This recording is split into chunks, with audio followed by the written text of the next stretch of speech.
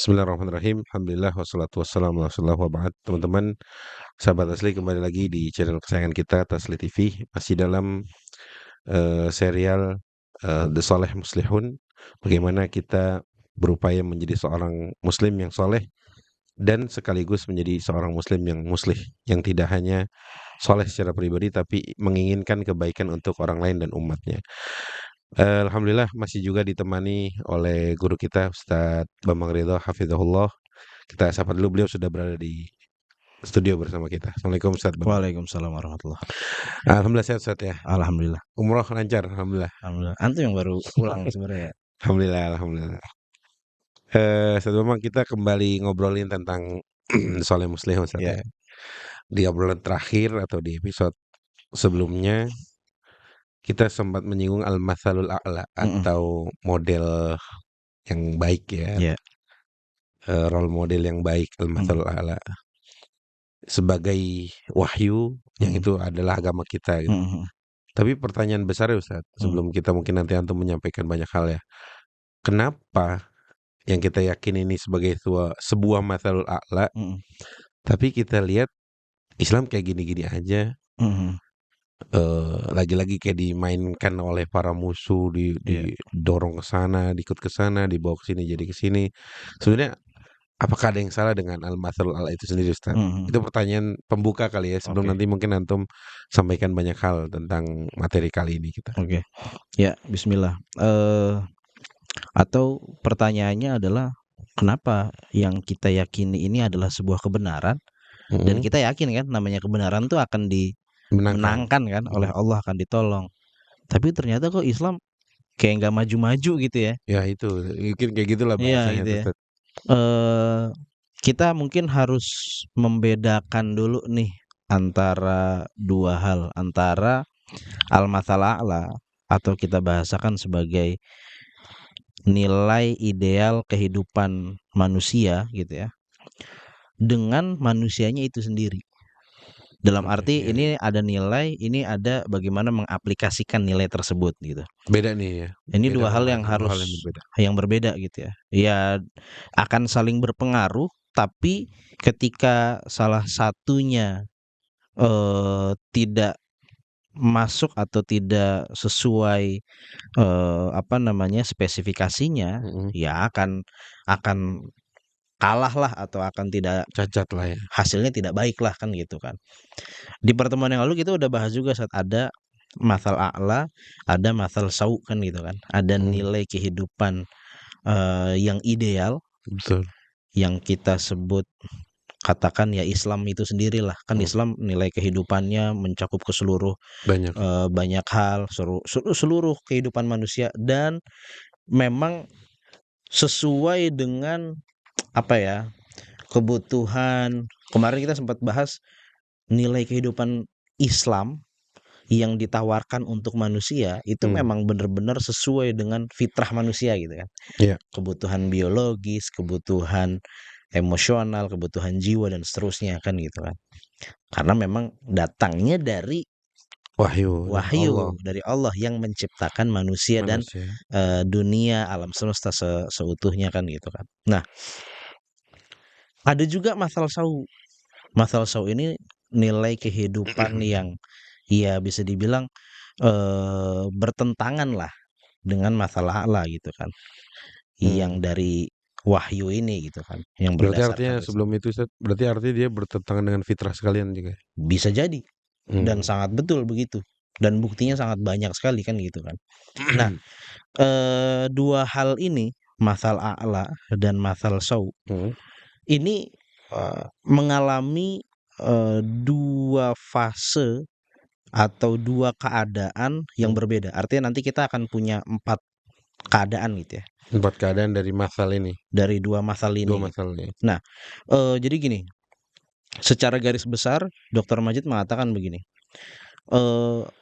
Ada kalanya ini mathal a'la. Dia nilai kehidupan yang ideal memang. Betul.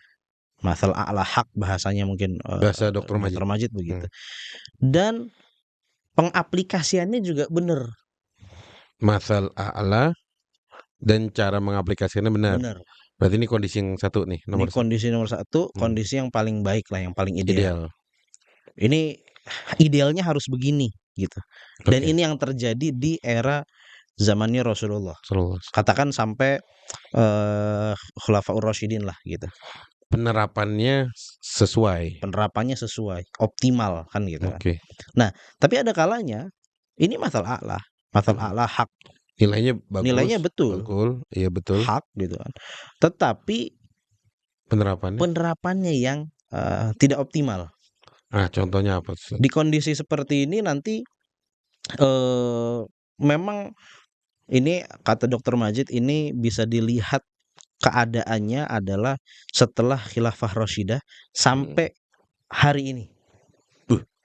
Berarti bisa dibilang di zaman-zaman seperti generasi tabi'in pun itu sudah mengalami degradasi. Oke. Pasti berbeda sampai hari ini gitu kan. Apalagi hari ini. Apalagi hari ini. Tapi waktu itu mungkin karena memang masih masa peralihan gitu ya. Masih ada zaman masih dekat ada lah dengan masa kenabian nubuah gitu ya. kan. Jadi masih oke gitu kan. Hari ini lebih parah lagi. Walaupun hari ini kan katakan gini saat paling mudah semundur-mundurnya kaum muslimin di berbagai negara. Uniknya kan tingkat apa bahasanya ya? Pertumbuhan. Tingkat ininya Sat. Tingkat bunuh diri, kematian sebab bunuh diri itu kan rendah sekali kan di negara-negara kaum muslimin gitu kan. Paling banyak kan justru di negara barat. Kan ini menjadi pertanyaan yang sering kita dengar lah, pertanyaan-pertanyaan, kenapa negara barat tuh maju tapi kok banyak yang bunuh diri. Orang bunuh diri itu kan berarti nggak bahagia kan gitu kan. Justru di negara-negara muslim yang notabene-nya dibilang mundur kan berarti orangnya pada susah nih secara materi katakan gitu kan. Kok orangnya malah kuat-kuat. Iya gitu ya. Bertahan hidup. Kan biasanya orang melihatnya kan kurang materi kagak bahagia kan gitu kan. Sehingga kemudian kalau di negara barat mah bunuh diri. Di Indonesia aja justru inian apa namanya berkembang biaknya lebih banyak gitu. Kan agak aneh tuh ya kan. Karena nggak ada ngapa-ngapain. Iya mungkin begitu ya. Tapi itu kan jadi ironis gitu kan. Nah itu di satu sisi itu pengaruh nilai kehidupan berdasarkan wahyunya itu karena dia punya kekuatan yang bagus sekali gitu. Nilainya kuat. Oke. Jadi kenapa masih kuat? Karena nilainya yang kuat, bukan karena manusianya yang berhasil menerapkan dengan baik kan gitu kan. Nah, ini dua keadaan masalah ala hak. Oke. Nah, masalah sau nilai kehidupan yang tidak ideal. Yang tidak berdasarkan wahyu, tidak berdasarkan risalah dan apa namanya bahkan bertentangan dengan fitrah manusia gitu kan. Itu juga mengalami dua fase, dua keadaan. Dia bisa jadi keadaan yang pertama dia masalah sau nih ya. Dia diaplikasikan dengan baik. Masalah sau tapi diaplikasikannya dengan baik. Itu bisa jadi acuan hidup apa enggak Ustaz sebelumnya? Iya nggak bisa. Tetap nggak bisa. Nggak bisa. Tapi itu fenomena. Itu fenomena yang ada hari ini. Dan masalahnya fenomena ini membuat kaum muslimin atau membuat manusia lah menjadi silau, menjadi tergiur gitu kan. Seakan ini dianggap masalah ala. Dianggap ini masalah ala.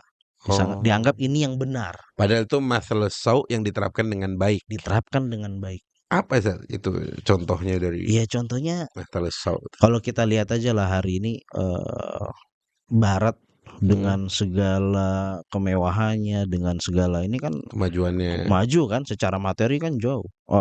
Teknologinya hebat gitu kan.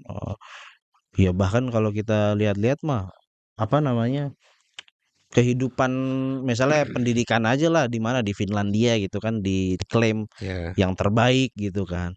Tapi nah ini yang harus digarisbawahi, masal a'lanya beneran hak atau memang dia hanya dianggap sebagai masalah ala padahal sebenarnya dia batil gitu atau kita sebut atau bahasa Al-Qur'an masalus sau kan gitu kan. Jadi perlu didalami dulu ya sebelum didalami. Takjub sebelum kita ini. Betul. Apalagi kalau menilainya lewat kulit-kulitnya aja ya. Nah itu dia. Nah ada yang keadaan kedua dari masalah sau adalah dia masalah sau Mhm. dan penerapannya juga buruk.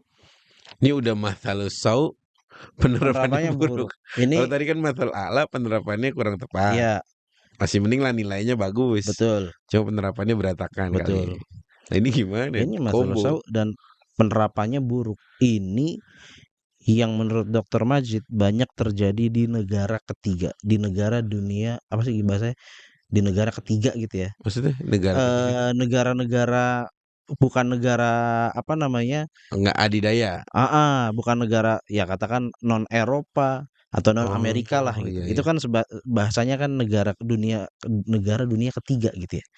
Kayak Dianggap tidak ada kali ya, nggak diperhitungkan ya. nggak diperhitungkan dia cuman apa namanya tempat untuk digali Iya, sumber iya. daya alamnya tapi dipakainya keuntungan utamanya mah buat Buat yang lain. buat yang lain kan gitu kan. Nah ini justru terjadi banyak di tubuh kaum muslimin, di negara kaum muslimin. Oke oke. Nah ini secara garis besar begitu. Coba nanti kita bahas lebih lanjut lagi satu persatu nih satu. Ini kalau kita kembali lagi ke masal a'la Hmm. hak dan kemudian tatbik hak. Penerapannya itu tadi. Nilainya ideal, Heeh, hak dan penerapannya juga optimal, sesuai, bagus. bagus, sesuai gitu Mhm. kan. Ini yang kita sebut bisa kita lihat contohnya, fenomenanya, kesuksesannya Mhm. di zaman Rasulullah. Sama-sama. Apa yang dibangun oleh Rasulullah, terutama sumber daya manusianya gitu ya. Mhm. Pendidikan Rasulullah itu berhasil sampai pada tahap ini gitu. Dan ini kemudian yang menjadi jawaban kenapa sih Rasulullah itu hijrah ke Madinah gitu. Iya iya. Kan kalau sebenarnya Rasulullah hijrah ke Madinah itu kan bukan karena nggak bisa sholat di Mekah gitu. Di Mekah. Bisa sholat. Tapi Rasulullah ingin lebih dari itu. Rasulullah benar-benar memahami ketika beliau mendapatkan risalah Islam, beban atau amanah risalah Islam, Rasulullah bukan hanya merasa untuk bisa sholat dengan leluasa, tetapi untuk bisa mengaplikasikan, Jawantahkan mengejawantahkan seluruh syariat nilai Islam, syariat Islam dalam kehidupan. seluruh aspek kehidupan. Makanya Rasulullah memutuskan untuk hijrah ke Hijrah. Madinah. Berarti bukan serta-merta karena ditekan aja sih teh, Bukan karena ada misi mengejawantahkan Mm-mm. semua syariat yang Allah Iya, kasih itu ya. iya. Makanya kalau di Al-Qur'an bahasanya liyudhhirahu 'alad dini kullih. Atau kalau bahasa lainnya liyuhiqqal haqqa wa yubtilal batila gitu kan. Ihqaqul haq dan ibtalul batil. Dia hak tapi harus diihqaq gitu. Itu ayat Quran ya kalau nggak salah ya. Iya. Harus diihqaq, harus bener-bener diperjuangkan lah bahasanya begitu. Bukan serta-merta kan kalau kita baca kul qad al-haq wa zahaq kul ja'al haq wa zahaqal batil innal batila kana zahuqa gitu. Iya bener hak ini. Tapi harus diperjuangkan. Nggak bisa cuma diem doang. Ana alal haq gitu. Ana di atas kebenaran gitu. Dan ini sebenarnya ayat itu kan Rasul baca ketika ngancurin patung-patung di Ketika Fatu Mekah gitu kan. Sambil pakai tongkat wakurja al-haq wa zahaqal batil. Itu artinya kan Rasul ada upaya-upaya untuk menegakkan al-haq itu ya. 23 tahun. 21 tahun. 21 tahun. Setelah beliau dakwah lah ya. Iya. Enggak hari pertama juga itu. 13 tahun di Mekah, ke Madinah dulu 8 tahun. Iya segitu 21 tahun baru bisa ya. Iya. Qul ja'al haq wa berarti harus diihqaq, harus diusahakan. Itu makanya kemudian hasil dari pendidikan Rasulullah berhasil menanamkan nilai kehidupan Islam yang ideal. Iya. Dan hasilnya dan usahanya optimal, lahirlah sahabat-sahabat yang hasilnya nih ya, mereka benar-benar berani untuk mengorbankan harta dan nyawa untuk mengusung risalah. Risalah Islam itu kan jangan dilihat hanya untuk kepentingan Islam atau kepentingan manfaat pengikutnya saja. Enggak, untuk seluruh manusia kan gitu kan. Rahmatan lil alamin. Rahmatan lil alamin. Makanya kemudian, kita hari inilah bisa merasakan Islam, bisa merasakan, apa namanya, nilai-nilai Islam yang baik. Itu tidak lepas contohnya, dalam, apa namanya, dalam perang, Dzatur Riqa gitu kan. Itu diceritakan, para sahabat, nggak Di pakai perang apa oh, Zatul Riqa. Dzatur Riqa, nggak pakai sendal dalam Iya. keadaan panas, kakinya banyak yang melepuh. Mhm. Itu atas dasar kesadaran para sahabat, memang kami punya amanah tanggung jawab untuk mengorbankan harta dan Mmm. nyawa, Iya. ya untuk ini, untuk bisa menyebarluaskan Islam agar orang kemudian apa namanya, Tercerahkan. terdominasi, tercerahkan oleh Islam. Akhirnya, tersebar luas juga kebaikan, kan gitu. Tapi itu yang ideal yang tadi Ustaz ya, berarti nggak tahu, ini bertanya aja Ustaz, apa dibahas atau antum punya jawaban mungkin untuk bagaimana langkah-langkahnya untuk tadi Ustaz, al-mathalul a'la diterapkan dengan optimal. Mhm mhm. Karena sebenarnya pertanyaan besarnya itu. Iya Iya, seharusnya kayak gini idealnya, tapi sebagai seorang muslim, apalagi yang masya Allahnya misalkan udah belajar dan iya melek, oh kita nggak bisa nih cuma bergantung kepada keindahan Islam, tapi kitanya iya, nggak nggak bisa nostalgia doang lah ya. nggak bisa gitu doang Mhm gitu ya. Nah itu mhm. gimana Ustaz ya? Untuk dalam rangka mewujudkan kondisi yang ideal tadi itu Ustaz. Iya. Kalau menurut Dokter Majid sih, secara garis besar ya, Mhm. beliau selalu kan, ini akar masalahnya ada di pendidikan. Nah, Mmm. pendidikan ini menurut Dokter Majid juga, lingkupnya bukan hanya sekolah, tapi lebih Oke luas oke. dari itu. Oke.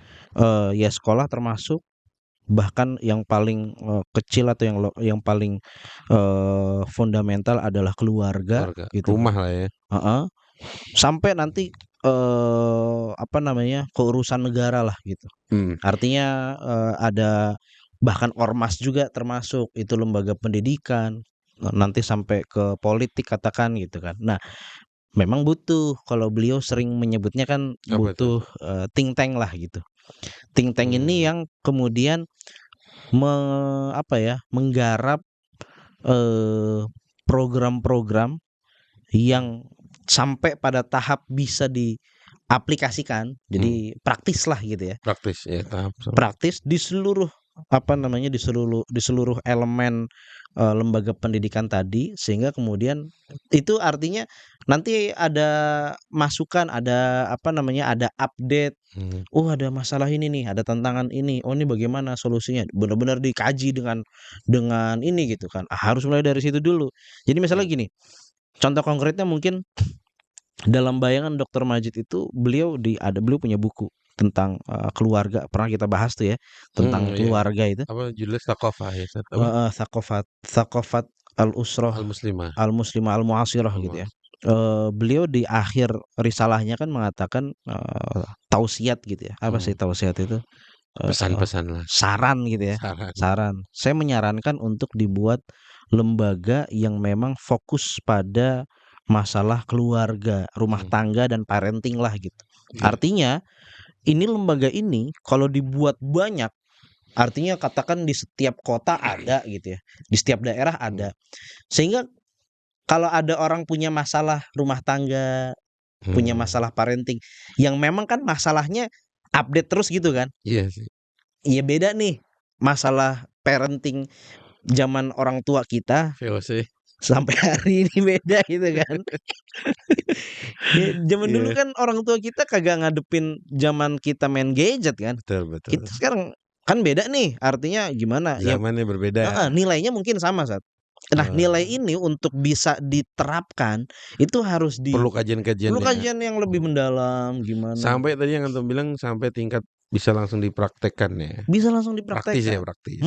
Ya itu, jadi lembaga ini sekalian, selain ada think tank ada konsultannya gitu kan. Mmm. Konsultannya kan sampai ngasih praktis gitu kan. Iya. Praktis itu kan nggak bisa secara umum, praktis itu harus bisa sampai, "Oh, masalah orang ini beda dengan nanti yang Oh iya. datang," kan gitu kan.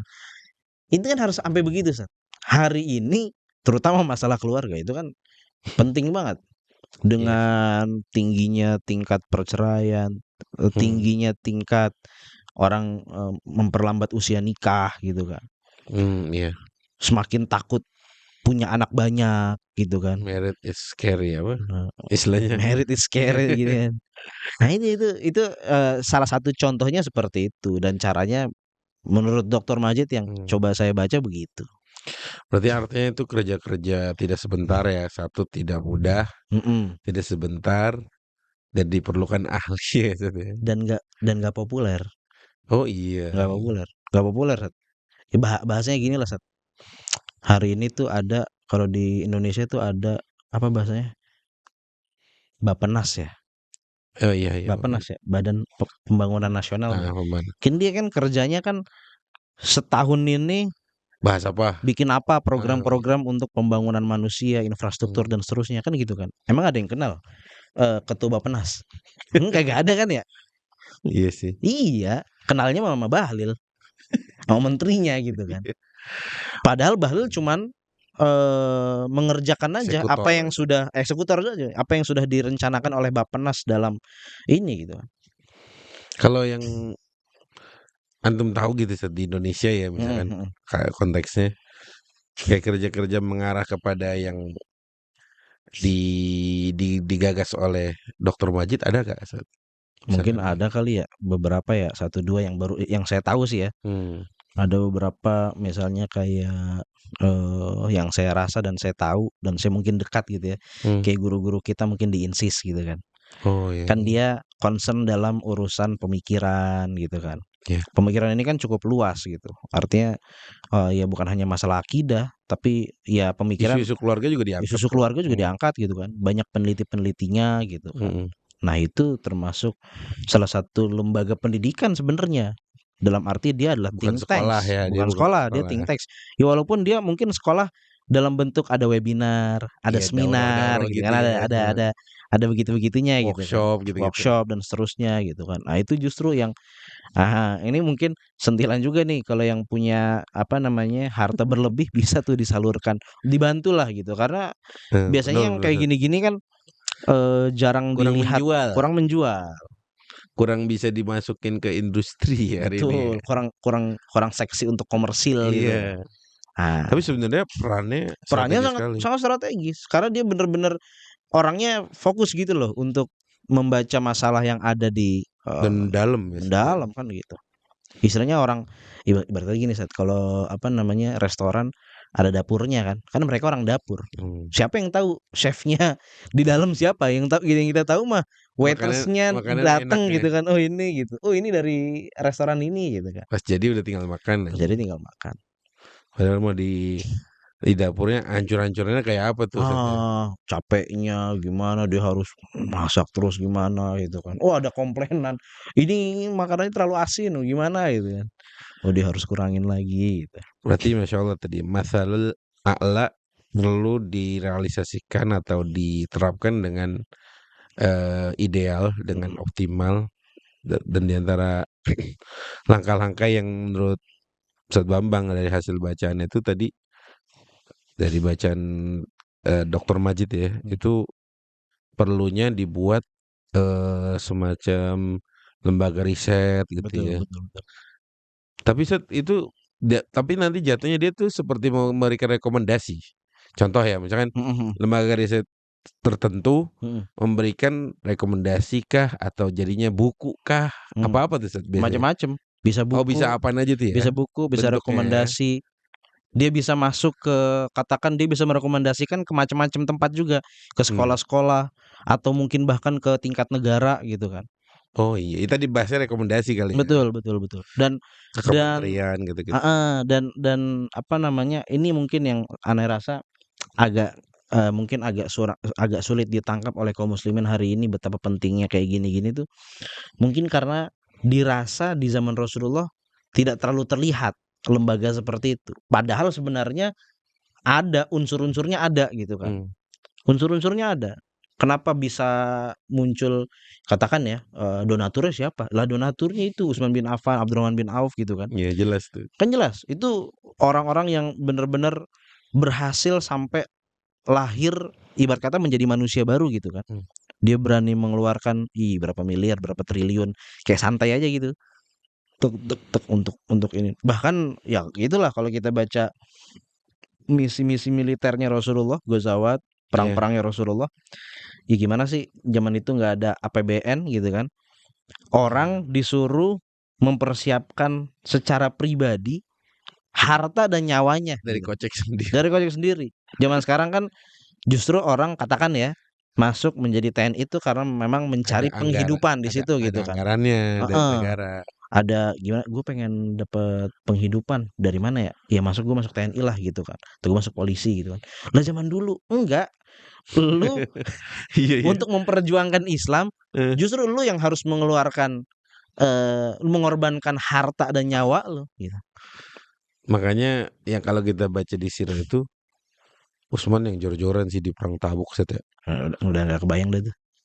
Udah nggak kebayang itu. Jadi apa istilahnya ya itu anggaran terbesarnya dari kantongnya Utsman ya. Betul, betul. Nah, artinya kalau kita refleksikan nih teman-teman dari yang Ustadz Ridho sampaikan tuh, peran-peran strategis itu dibutuhkan juga orang-orang yang menopang ya Ustadz ya. Betul.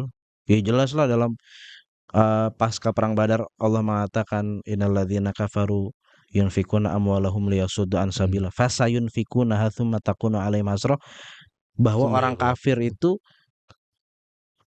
berderma loh, dermawan untuk menghancurkan Islam tapi kan gitu kan. Tapi dermawan untuk menghancurkan Islam gitu kan. Masa kita Fasayunfikuna dan mereka akan terus dermawan. Masa lu enggak iya, untuk Islam gitu. udah gitu orientasi berbeda lagi. Yang satu liyasuddu an sabilillah. Ini orang kafir ya. Adapun yang muslim pasti kan buat yujahiduna fi Fisabilillah. sabilillah. Itu dia kalau antum tadi sebut orientasi, ini sebenarnya al-masalah ini yang akan membentuk orientasi muslim gitu kan. Kan dalam diri manusia ada yang namanya iradah kan. Kemauan untuk berbuat sesuatu. Iya. Masalahnya kemauan kita ini untuk berbuat sesuatu nanti akan dibahas lah pada pertemuan yang akan yang pada tempatnya gitu ya, akan dibahas lebih lanjut. Kemauan inilah yang membentuk kemauan ini mengarahkan itu adalah al-masalah Allah. Orientasinya dari al-masalah. Artinya kemauan seseorang untuk berbuat sesuatu baik buruknya tergantung orientasi dari al-masalah Allah, dari nilai kehidupan yang dia pegang.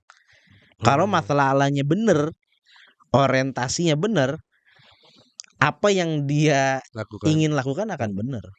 Sebaliknya kalau nilai yang dia pegang value-nya udah rusak, ya gitu. Kesananya juga akan rusak ya. Kesananya akan rusak. Baik, ada lagi Ustadz yang akan kita bahas pada kesempatan kali ini? Ya tadi kurang lebih seperti itu sih. Artinya apa namanya, masalah Allah ini memang perlu dipegang, perlu diusahakan karena kalau tidak diusahakan, nah memang Islamnya masih kuat, tetapi tidak sampai pada apa bahasanya ya, tidak sampai pada level ideal yang membuat orang itu tertarik kepada Islam kan gitu. Sehingga akhirnya di waktu yang bersamaan masal sauknya, nilai yang tidak ideal itu, kerusakan itu, atau bahasanya kebatilan lah gitu. Kebatilan itu yang naik karena diperankan dengan baik, diaplikasikan dengan baik gitu ya, bikin silau orang. Akhirnya dianggap itu sebagai role model, panduan gitu.